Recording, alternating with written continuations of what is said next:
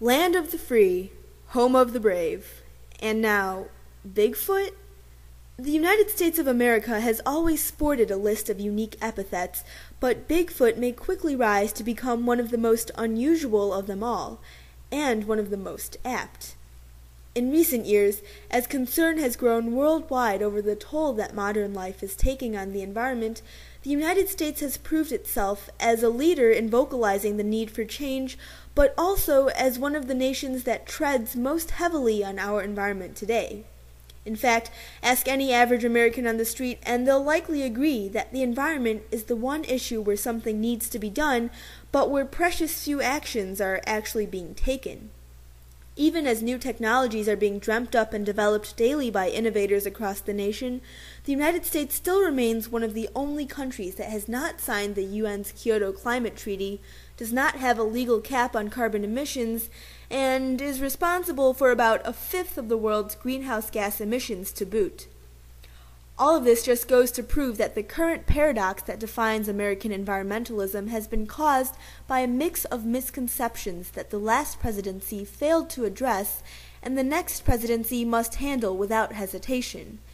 After all, the environment is not so much a separate issue to be dealt with in a long line of other issues than it is a pan-issue, something that affects and is affected by every aspect of American lives and America's actions.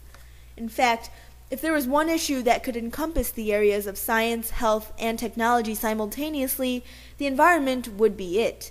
Therefore, it must be treated by the next presidency with the magnitude that it deserves. If this seems like a tall order for a president who will already inherit a melange of other pressing issues, well, it is.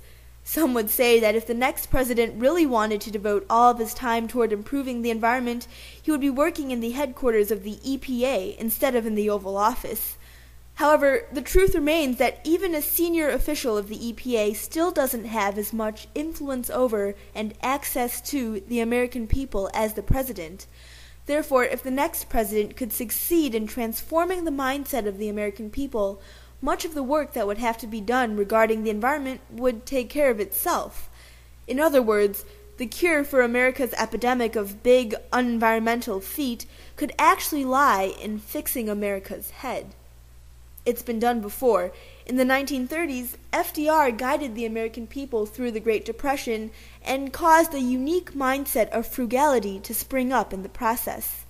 A generation later, in the 60s, JFK galvanized a nationwide interest in science and engineering that ultimately landed a man on the moon. And now, another generation after that, the next president, insert initials here, needs to take hold of that boundless store of creativity and passion in America and use it to do two things. First, to encourage the development of green technologies, and second, to actively promote a green lifestyle among ordinary citizens. The two actions are both equally necessary in order for progress to be made. Without the creation of new things like energy-efficient light bulbs and biodegradable bed sheets, living an eco-friendly lifestyle would become an arduous and in some cases implausible task for many Americans.